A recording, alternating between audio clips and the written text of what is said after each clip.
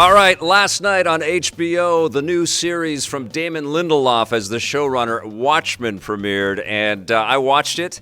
And I am one of those that is watching The Watchmen.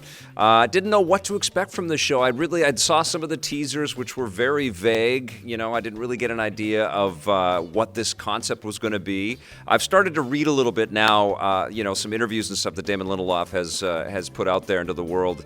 And he basically, he owes his career to the Watchmen comic series. He's sort of fessed up to that. And he also got a chance to check out the Zack Snyder Watchmen film when he was making it. So even before it was out in theaters back in 2009, he got an early look at it.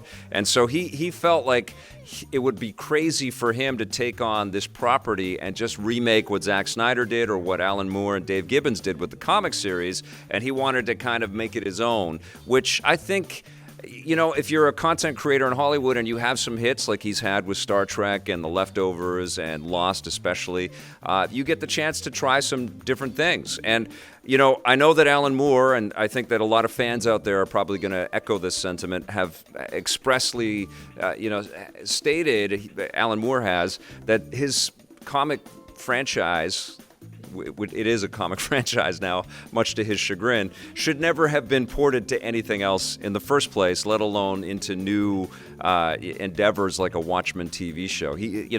Alan Moore not happy about it. And I suspect that there's going to be a lot of Watchmen fanatics that love the comic series and maybe love the Zack Snyder movie that aren't going to be happy with what Damon Lindelof is putting together with his show. So it's hard not to think about that. It's hard not to think about this beloved comic property, this beloved film. You know, I think that has grown in estimation in a lot of people's lives over time. And I happen to be a big fan of the Zack Snyder movie as well. I think he did the best that he could to squeeze that incredibly, that incredible material that was so rich and with so many different subplots and characters, squeezed it into a 2 hour, 2.5, 2:45 film. Did a pretty decent job. But Damon Lindelof said, look, I'm going to push my Watchmen story 35 years into the future. It's going to be a lot more contemporary. It's going to be kind of, resonating with 2019, the sort of political sphere that we're existing in right now. There are racists that have co-opted the message of Rorschach and have turned it into their own statement, kind of like the Ku Klux Klan. There's this racist group that's called the Cavalry, or the Seven Cavalry, Cavalry of Seven. I'm not sure. I'm just new to the show. But they're going around and they're killing black people. And the show focuses on a black cop played by Regina King, who has left the force, but she's a superhero, and she's got a bakery. And we get to see her kind of get brought back into the fold a little bit as the onslaught of this cavalry who starts killing cops in the show. It starts to kind of resonate across the force and across the city. And the whole show is based in Tulsa, Oklahoma, and it starts off with this scene that takes place 100 years in the past, where there is this race war where a bunch of black people are being gunned down, and that's the way that this show begins, and it's awful. It's absolutely brutal, and I think, I don't know what to make of it other than that this is a portrait of a broken, ugly America with some progressive attitudes and ideas.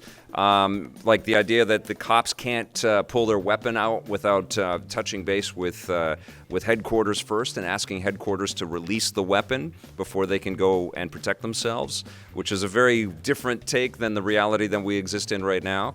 And there's lots of these little kinds of alt sort of universe and alt history kind of homages scattered throughout here, as well as some some tropes that are absolutely lifted from the comic books, like squids falling out of the sky.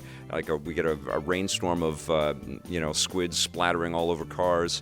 The thing that I appreciated about the show, because I can't reconcile how it matches with the comic or the movie yet. I've only seen one episode, and this is meant to be a twisty, windy season with lots of different subplots and characters. Jeremy Irons is in this, and he has a weird sort of birthday cake scene. Louis Gossett Jr.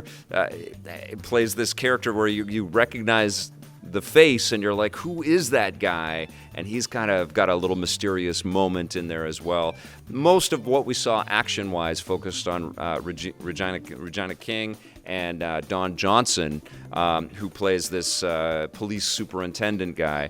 And it was terrific to watch him work. He has this whole scene where he has to sing like a song out of like a show tune, and he just sings it to this family, and he just gets right into it. And I was like, wow, this is it's very strange, but that's kind of what you expect out of a Watchmen story. If you're going to sort of co-opt the name and flesh out a universe, which I know DC Comics has been doing as well, you have to kind of try some crazy things, and it definitely is overtly political, just the way that Moore and Gibbons kind of set it up, set this whole path for us back in the 80s.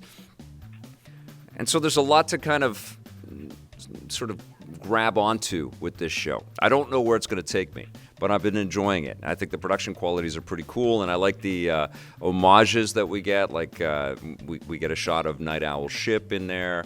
I enjoyed what's his face? I forget the actor's name, but he has this reflective mask on as he's interrogating people, and that was Tim Blake Nelson is terrific in the show. In this first pilot episode, I've only seen the first pilot episode. I think it's cool. I don't know how it pairs with Watchmen yet, but I like it. It's mysterious. It's creepy. It's not pulling any punches. It's made me uncomfortable already. But I like the performers, and I like the energy of the show. I like the pace of it, and I like all of these weird sort of pieces, these threads that are being laid down for me. And hopefully, they stay the course and they deliver something really wonderful this first season. Some shocking stuff happens in the first episode. I had a good time, though. I'm going to give it an 8.5 out of 10.